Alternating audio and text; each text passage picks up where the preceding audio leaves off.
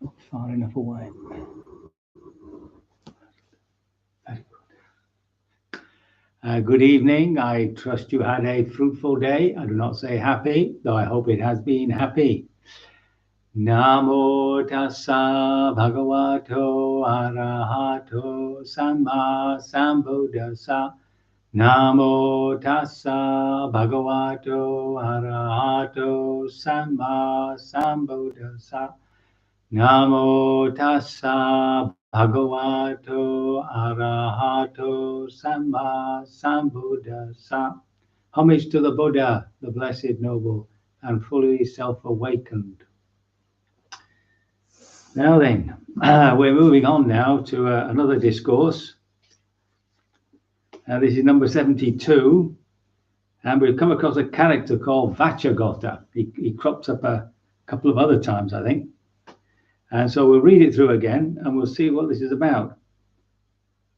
So on one occasion, the Blessed One was living at Sarvati and Jeta's Grove and Atipindika's Park. So we've been there before. It's his favorite place, I think.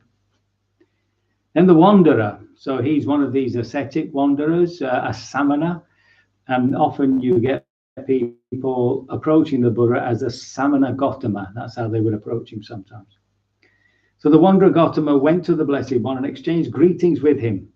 When this courteous and amiable talk was finished, he sat down to one side and asked the Blessed One, "How is it, Master Gautama? Does Master Gautama hold the view the world is eternal, only this is true, everything else is wrong?" "Vachagotta, I do not hold this view." "Then does Master Gautama hold the view the world is not eternal, only this is true, everything else is wrong?" "Vachagotta, I do not hold this view." "How is it, Master Gautama? Does Master Gautama hold the view the world is finite? Is this the only truth and everything else is false?" "Vachagotta, I do not hold this view." "How then, Master Gautama, hold the view the world is infinite?"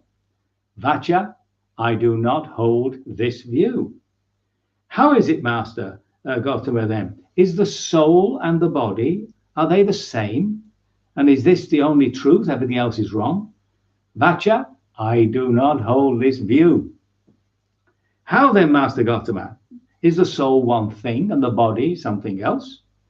And only this is true?" "I do not hold this view, Vacha." "How is it, Master Gautama? Does Master Gautama hold that after death, the Tathagata, someone who's fully liberated, exists? And is this true and everything else is false?"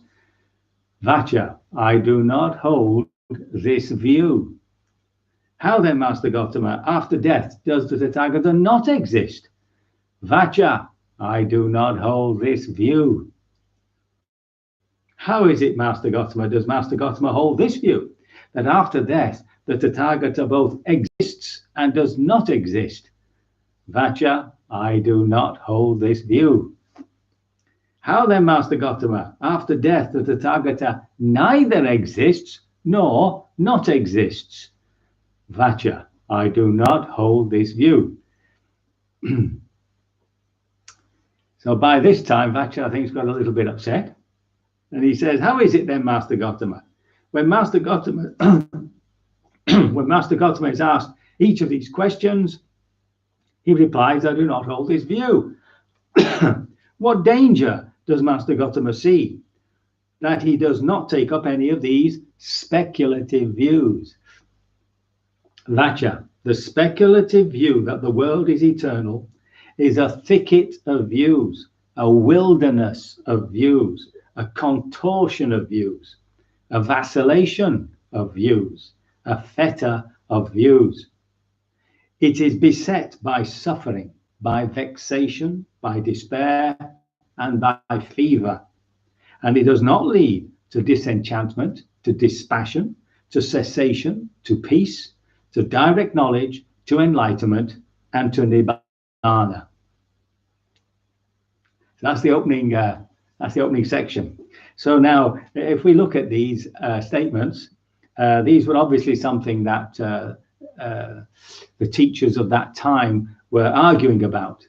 And remember that in the full moon, when especially when there's no clouds, it's almost daylight in the tropics, and they would go to the local shrine, which was like a park. It was very beautiful. The scriptures say these were very beautiful places, and they would sit there and listen to these different teachers, and often there'd be debates, one against the other, and one would be defeated and humiliated, the other one would be very conceited and proud.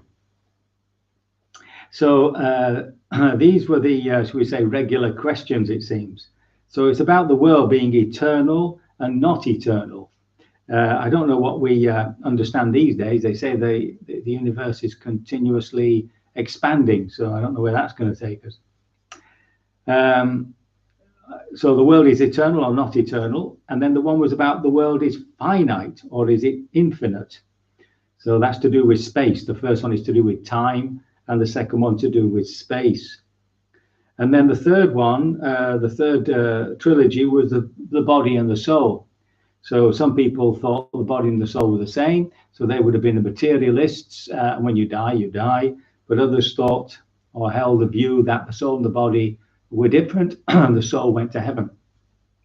Now, the soul here stands for the heart-mind, what we would call heart-mind. The chitta, though they use various words, but the five khandhas, if you remember the five khandhas, this also comes up in this discourse. So the body, and then you have the mind. So the body, mind, heart-mind. So the one is all the feelings, all the perceptions and concepts. Then you've got all your habits of thought, etc., etc., and of course consciousness, the screen upon which it all arises. So was this body separate from the rest, or was the rest the same? So it was obviously a core question in terms of rebirth, because it's that which takes it's the mind, heart mind, or the soul, which of course keeps taking rebirth. So that was the next duo. And then there's these questions which were known as the quadrilemma. And the first one, of course, is pretty straightforward. Does somebody who's fully liberated exist in some way after death? Or does he not exist, right? Does he completely disappear or something? Is it also some form of annihilation? In a sense, there can only be one form of annihilation, but basically, does he no longer exist? And then there's this, when they try to get it both together, exist and not exist, trying to get it as though they're this mixture of being existing and yet not existing. So these are logical propositions which really don't make much sense. And the last one is neither exists nor not exists. So if you neither exist nor not exist, then that sounds very much like nothing at all. That's beyond nothing at all. I read one writer, I can't remember now the book that I read it in, but he thought that the Buddha should have said yes to that, because it's a complete denial of everything. But the Buddha wasn't into taking any position, speculative, any metaphysical position as such. So Vachagotta is a little bit upset with him. He says everything is wrong, and the Buddha says he doesn't take to speculative views, and part of speculative views are inferences. So there's no teaching beyond the individual experience of nibbana, of that liberation. There's no teaching concerning what is my nibbana in relation to your nibbana, and do we all belong to one big nibbana, etc. So anything that's inferred, the Buddha just wouldn't go there. It was basically rooted in what we could experience, and the main experience was this liberation from suffering and this complete freedom from any attachment, right? This craving, this seeking of any real happiness, proper happiness in the world, and that's what his whole teaching is based on. That he actually said he only taught suffering or dukkha which, remember, it includes also attachment to pleasant things, and the end of it, and the Four Noble Truths. That's what it's about, isn't it? Is the basic statement of what constitutes unhappiness for us, suffering, and discomfort, and all that, and what causes it. There is an end to it, and the path leading to the end of it. So he's very rooted in direct experience, and he doesn't want to go beyond that into this speculative view business. So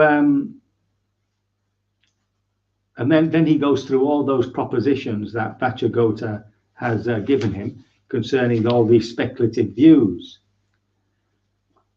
Then he's asked, does Master Gautama hold any speculative view at all? So Vacha, speculative view is something that the Tathagata has put away.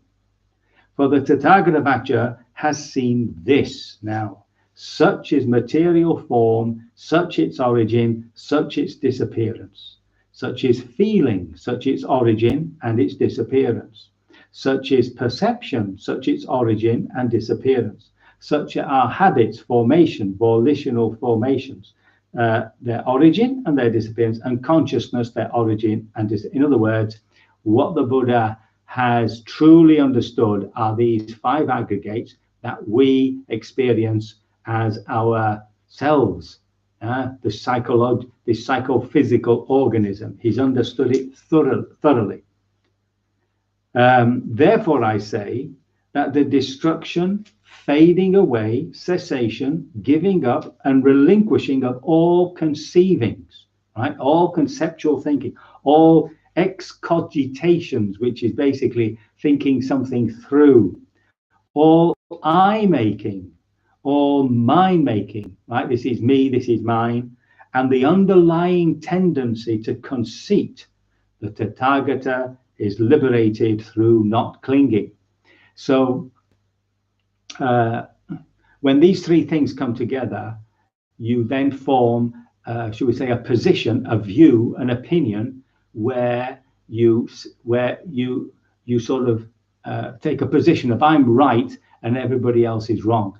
It takes a view, right? You have a view about something. You have an attachment to that view because you identify with it. This is what I think. This is what I believe. And you can see that very clearly when it comes to politics and when it comes to fundamentalists. You see that then it comes in sharp relief. I'm right and everybody else is wrong. So then the Buddha goes on to say, when a bhikkhu's mind is liberated thus, where does he appear after death? Now, I'm going to stop there. It's a little bit early, I know. It's short on the old discourse, because the next part moves on to a slightly different topic. So just to recap there, you'll come across these 10 views about the world being finite or infinite, eternal or non-eternal. You'll come across the idea about the soul and the body being one or not the same, and this quadrilemma, not a dilemma, this quadrilemma that they talk about the Buddha. And the important thing about this is that the Buddha won't hold on to any speculative views, any views beyond what you can directly experience, right? And he doesn't go on to anything beyond that. And so any inference, anything that you infer. So if you infer, for instance, that there must be some sort of huge intelligence, sort of an awareness, an intuitive awareness of which we are all part. That might be a sort of panentheism, God is everywhere, or some such idea. See, he wouldn't go there at all. He would consider that to be an inference, a speculative view, and not material. This is the point. It's not material to personal liberation. So there were two reasons why he wouldn't go there. First of all, there was no way you could prove it, right? And secondly, it had no direct effect upon this whole process of liberating ourselves from suffering. So this is Vachagotta, and we'll finish off the discourse tomorrow evening. So I hope that this has not caused any confusion, but in fact has been a most enlightening discourse to go through. And I trust that by your continuing practice, you will be liberated, as Vachagotta was, from all suffering sooner rather than later. So we can do a bit of meditation.